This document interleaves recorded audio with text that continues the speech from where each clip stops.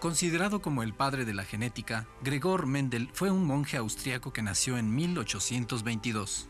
A los 21 años de edad, Mendel comenzó su carrera religiosa al ingresar al monasterio agustino de Santo Tomás de Brunn. Aquel claustro contaba con normas muy particulares. Una de ellas estipulaba que todos los monjes debían enseñar ciencias en los establecimientos de educación superior de la ciudad. Para cumplir con este requisito, Mendel fue enviado a estudiar ciencias naturales y matemáticas en la Universidad de Viena. Tras realizar sus estudios, regresó al monasterio y fue nombrado profesor de la Escuela Moderna de Brunn.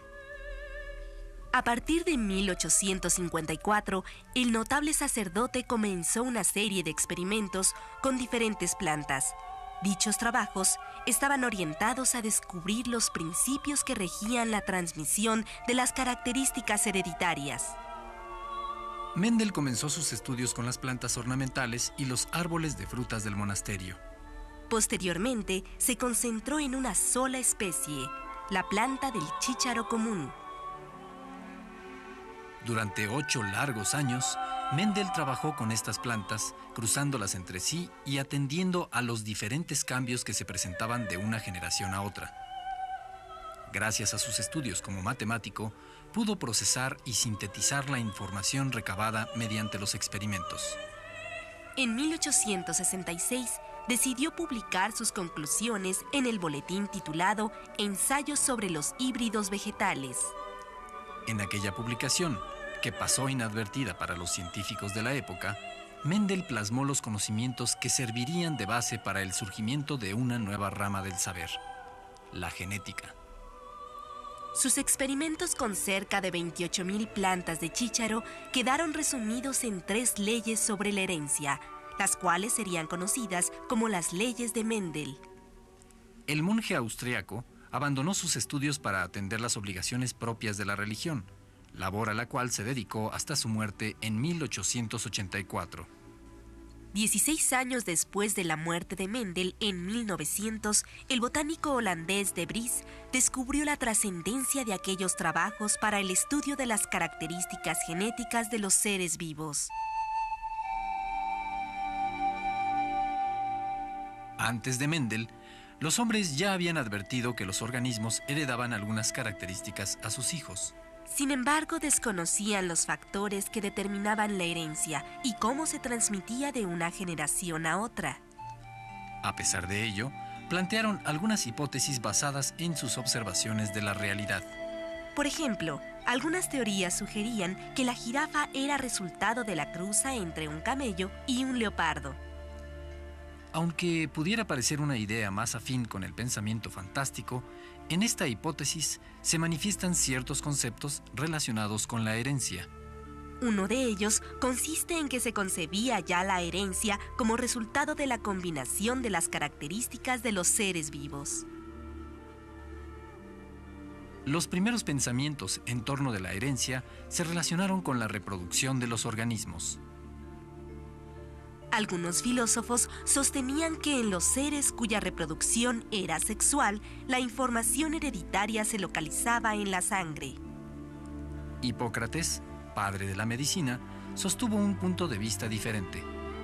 Fue el primero en relacionar el semen como portador de las características que se manifestaban en los hijos. Asimismo, supuso la existencia de un elemento semejante en la mujer.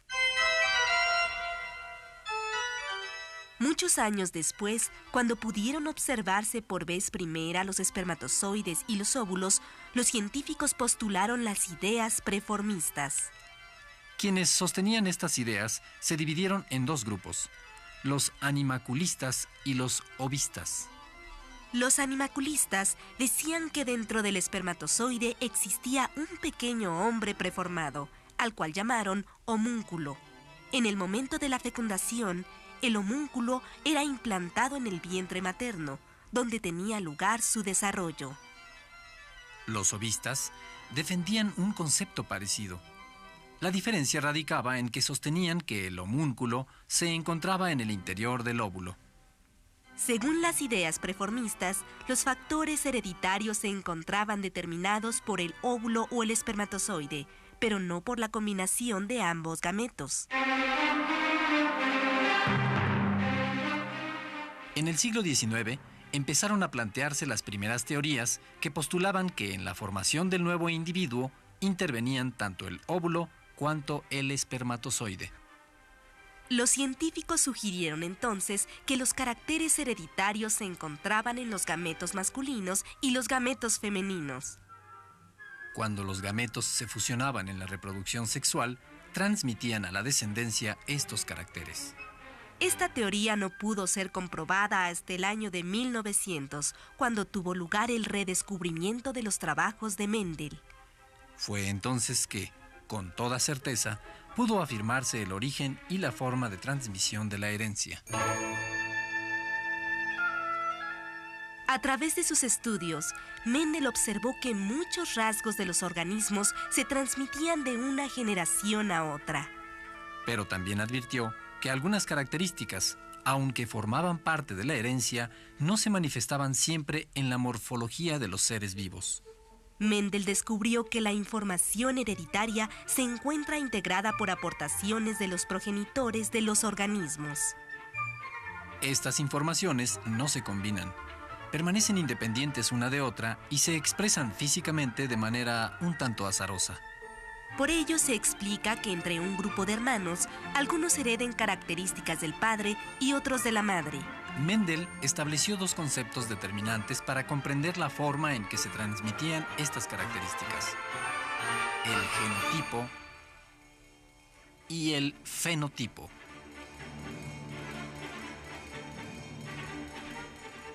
El genotipo se define como la capacidad de los organismos para transmitir y producir las características que heredan a sus descendientes.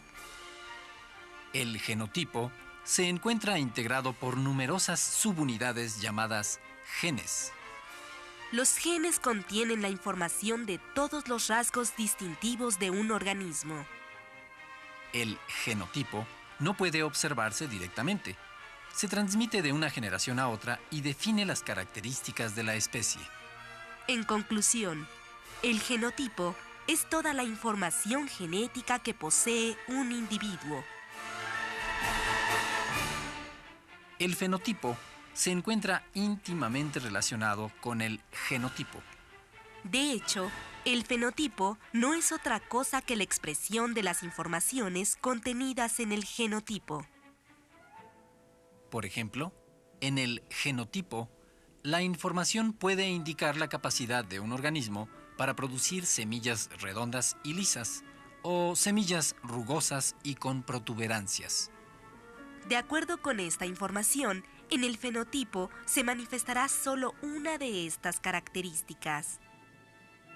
El genotipo contiene las informaciones y el fenotipo las ejecuta.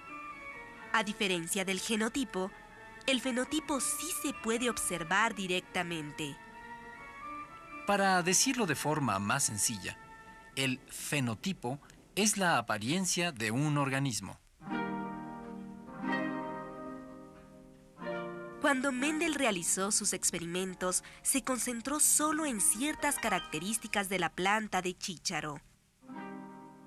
Estas características eran la textura y el color de las semillas, la altura del tallo, el borde de la vaina y el color de la flor. En cada experimento, Mendel se restringía a observar solo una de estas características. Siguiendo este método, advirtió que algunos rasgos se expresaban la mayoría de las veces entre las generaciones de descendientes. En cambio, otras características que no se manifestaban en sus progenitores aparecían en posteriores generaciones. Para registrar con toda precisión estas variantes, Mendel ideó una simbología basada en dos letras. Cada una de las letras correspondía a los genes de las características estudiadas. Con una letra mayúscula, Mendel representó el gen que se manifestaba la mayoría de las veces y al cual llamó gen dominante. Para designar al gen que se manifestaba solo cuando no lo hacía el gen dominante, utilizó una letra minúscula. A este gen lo nombró gen recesivo. Esta simbología permitió a Mendel registrar las características que cambiaban y que permanecían entre las diferentes generaciones de las plantas de chícharos. Sus registros le ayudaron a comprender por qué en algunas generaciones las plantas tenían tallos cortos o largos, o la textura de las semillas era diferente. Fue así que un escrupuloso monje austriaco, con infinita paciencia y un método verdaderamente efectivo, descubrió los secretos de la herencia.